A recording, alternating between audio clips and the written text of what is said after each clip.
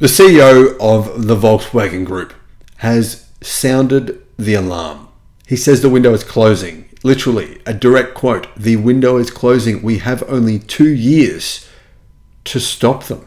Chinese EV manufacturers are wanting to beat Tesla, not just Tesla, but also legacy auto in Europe. And apparently they have a plan for how they're going to do this. Reuters is saying this is the main gist of their plan. I'm going to tell you guys what I really think about this Reuters report as well at the end. Hello, my friends. Welcome to the channel. I'm Sam Evans. You're watching the Electric Viking.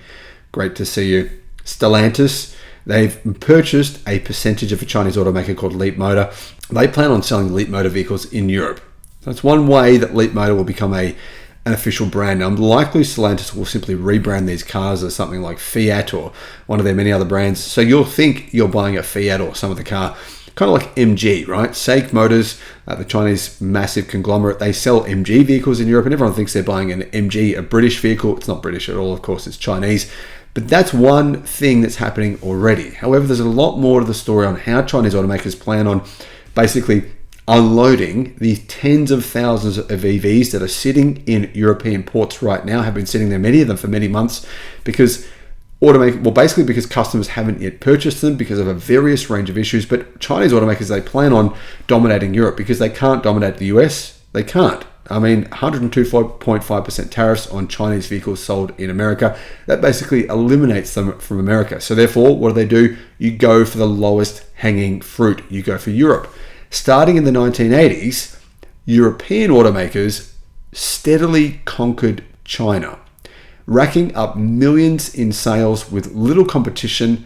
And in the process, they made billions and billions of dollars. Not just overall, but every single year. Now they'll have to defend their home turf in Europe from an onslaught of formidable Chinese electric vehicles, which many experts say are better than the EVs that they're making. And well, that's probably true. Chinese EV titans BYD, Chery, Zeekr, Great Wall Motors, Volvo, they are preparing a fusillade of product launches, about 20 over the next 5 years, and spending heavily on sales and marketing in their most important export market, according to Reuters interviews with 18 Chinese auto executives, consultants, and industry experts familiar with the Chinese automakers' European strategy. Now, this is very much a strategy here, guys. Remember, the Chinese government will pay these automakers cash directly into their bank accounts for every single car that they sell in Europe. They're being incentivized to do this. It's also in their own interest, their own best interest in terms of their market share, because they can sell these cars at a higher price in Europe versus what they can sell them for in China. After years of swiping market share from foreign rivals in China, the world's largest China's increasingly potent EV industry is ready to take the fight to Europe. And to be fair, guys, if you compared, say, the technology and a new Zeekr electric car versus anything really from legacy auto in Europe, well, the technology is significantly better, especially for the price. Chinese electric vehicle manufacturers, they are putting themselves in the position to succeed by studying European car buyers for years, hiring industry veterans. I mean, look at some of the best designers from basically they've come from Europe. I mean, the designer of Audi, he's gone to BYD.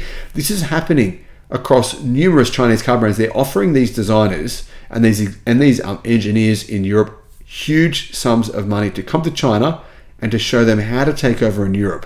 Now, adding to that, they're hiring industry veterans and selecting distributors with extensive local knowledge as they lay the groundwork to take on Tesla and legacy automakers, sources have said. BYD and Chery have announced plans to manufacture cars in Europe as well. Chinese car makers are now deploying a range of tactics to break into the market, ranging from sponsoring high-profile sporting events, which they're also doing in Australia, to raising awareness of their brands through numerous different pathways, to building out dealership networks and shoring up service and repair operations to protect resale values.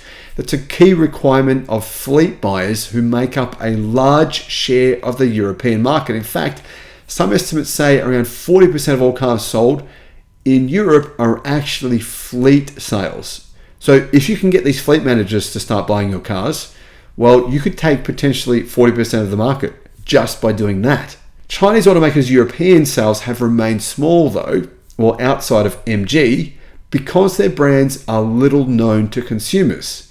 However though, deliveries are growing rapidly and could surge with the release of additional models across a broad range of price segments. Industry experts are warning Europeans, they're warning Legacy Auto, they're saying, guys, wake up, you don't have time. BYD saw its Europe sales triple to 15,000 vehicles in 2023. That's not much, but if it tripled again, and it tripled again, only a few times, or a few years, you're looking at domination potentially. Keep in mind, BYD want to replace Toyota. They want to be the biggest car company in the world. That's important to them. That prestige is important to them. And they're basically willing to sell their cars at a loss to make that happen for as long as they need it to happen for. BYD has launched 6 electric vehicle models in Europe, and a spokesman said the company is rolling them out across 20 countries.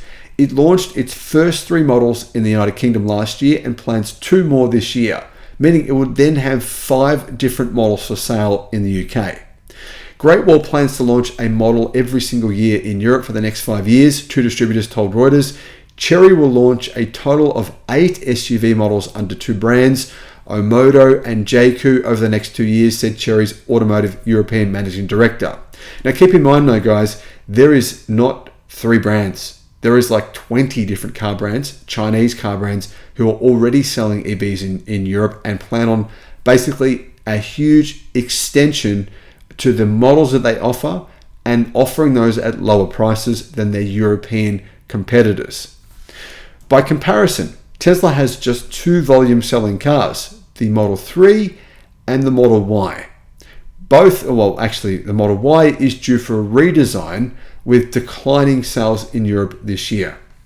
Executives from BYD, Great Wall Motors and Chery told Reuters they are looking to plant deep roots in Europe. They'll be building car factories there, building battery factories there.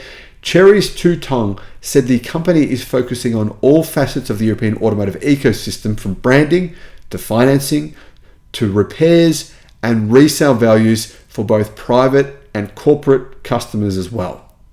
We've been doing our homework, he said. SAIC's MG, well, they didn't respond to this because they don't want you to perceive MG as being Chinese. So SAIC and MG, they keep very quiet when it comes to these kinds of stories, which is, I think, a wise decision. Christine Bew of the Norwegian EV Association said she has met with many Chinese automakers and noted some have spent years planning their European strategy. Norway is a global leader in EV adoption, so they've gone for Norway first. Chinese brands, she said, have so far adapted Chinese EV models for export, but they're already working on models designed from scratch to target European buyers. They also don't face the same pressure as Western rivals to turn a profit quickly because they're heavily backed by the Chinese government, she claims. Some of these players have spent a lot of money on targeting Europe, despite not having sold many cars here yet. So there are some cost advantages.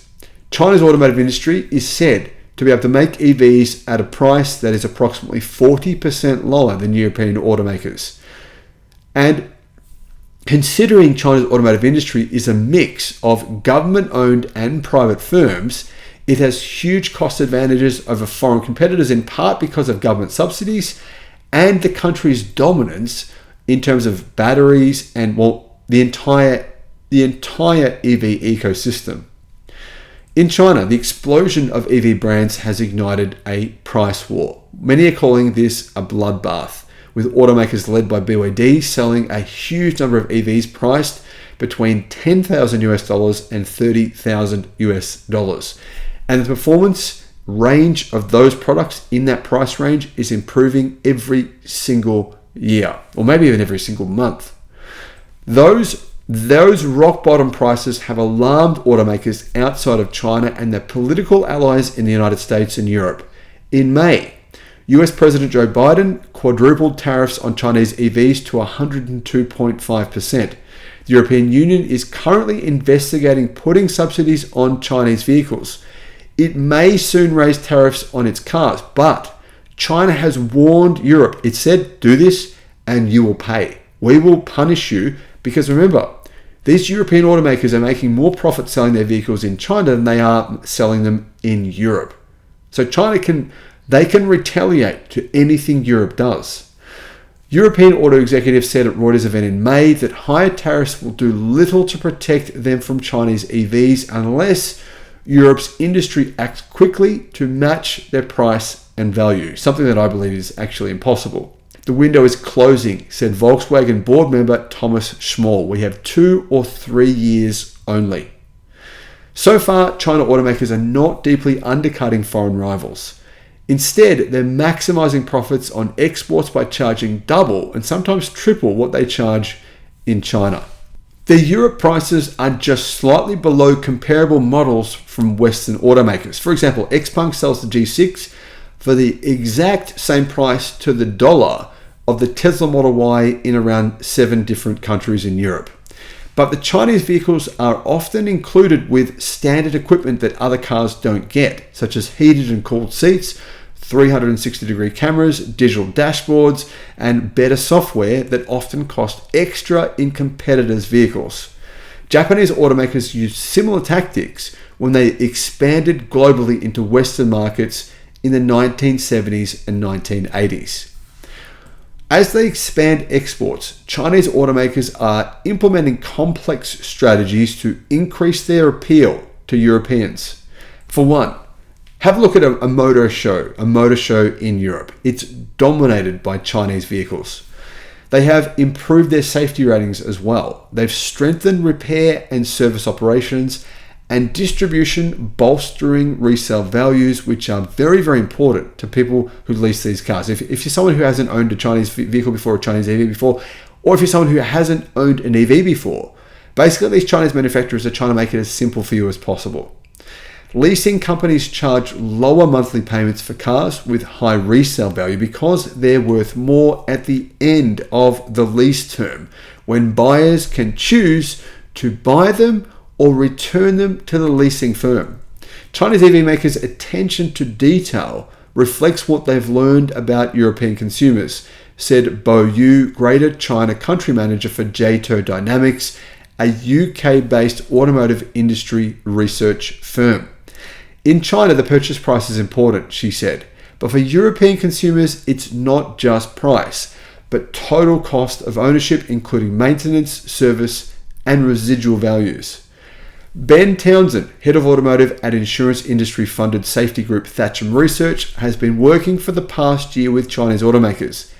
Beyond the obvious, like complying with safety regulations and winning high safety ratings, which they have been doing, Townsend said that Chinese exporters are delving into more complex questions of how to structure warranties and price repairs in Europe, which has higher service labor costs than China. There are hard rules on issues like safety that are clear, and then there are soft rules that aren't written down, Townsend said. The Chinese are very eager to learn the soft rules, to figure them out, and to outdo their European rivals when it comes to these little details. The Chinese players are taking a comprehensive look at what constitutes long-term success in Europe, said Toby Marshall, Managing Director at vehicle distributor IM Group, who manages Great Wall Motors' Aura brand in the UK. Aura is their EV-only brand. IM Group has previously launched a slew of new brands in Britain, including South Korea's Hyundai and Japan's Subaru. So this is a very experienced company. Selling the car is just the tip of the iceberg, she said, throughout its entire lifetime. Ensuring ready access to affordable spare parts is extremely important. Marshall said Great Wall Motors UK Aura distributor can provide most parts within 24 hours. And Sakes MG has said it will open a second European parts centre this summer to support growing sales of the MG brand. Another critical effort is courting fleet consumers, which control a huge share of the European automotive industry. For instance, Avon's Europe's largest leasing company already has partnerships with BYD and Geely to purchase tens of thousands of EVs. Unlike Tesla, which has undercut its resale values by repeatedly reducing retail prices, Chinese automakers are working with companies like AutoVista, which conducts extensive car-to-market studies to set optimal residual values for leasing customers.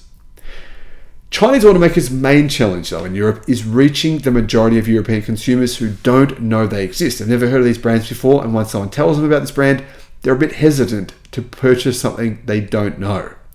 That gives legacy car makers more time to stave off the threat of China's exports, says the managing director at strategy consultancy Stacks. And he's right. But the Chinese are fast learners, he said. It won't take them much longer. To boost their brand presence, Chinese automakers are turning to social media, high-profile sporting events, sponsorships, and partnerships with established dealer networks. Kind of think of what Red Bull do, for example, to get publicity.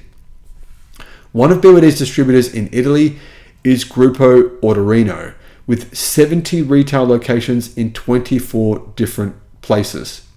Our network allows them to reach clients quickly, said Chairman Pinio Vanini. This was key for BYD. Great Wall Motors and Chery are partnering with existing dealerships that also sell other established brands. Chery's European Managing Director, Jochen Tuting, said the automaker for its automotive vehicles chose such shared locations. So people say, while I'm here, I'll just take a look at these other cars. And they obviously see them, the prices are lower, and then they end up buying one. BYD, because of its scale as China's biggest EV brand, and now, well, obviously the biggest brand in the world, is launching mostly now stand-alone dealerships and rolling them out fast. In the past, BYD guys had been selling their vehicles through distributors, local distributors, and this was a problem.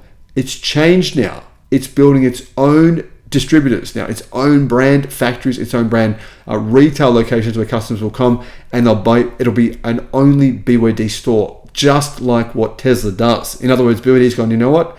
We're going to do what Tesla's done. That has worked. We can do that as well.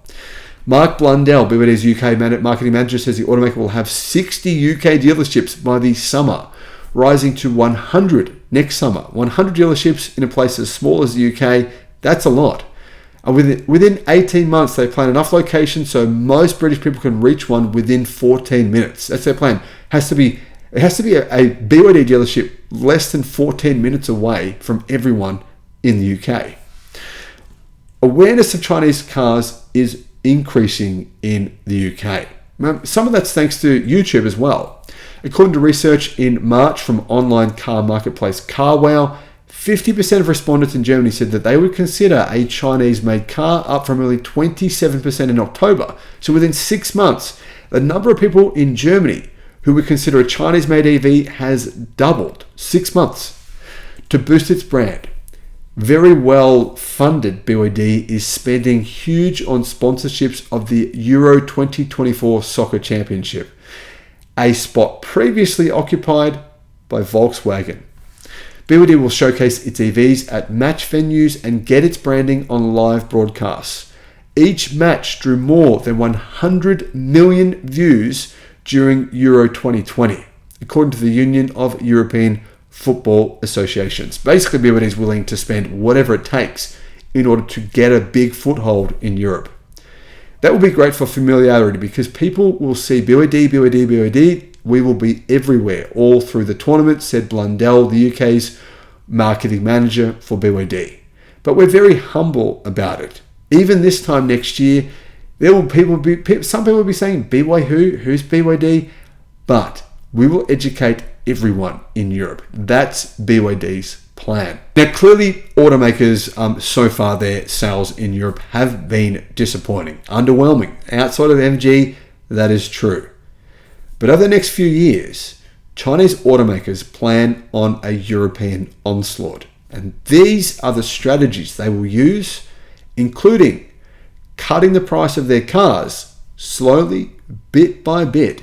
It's sort of like a frog being put in warm water, or cold water even, and then slowly warming it up until all of a sudden, little do you know, legacy auto bunch of frogs sitting in a pot, all boiling and cooking. Thanks for watching.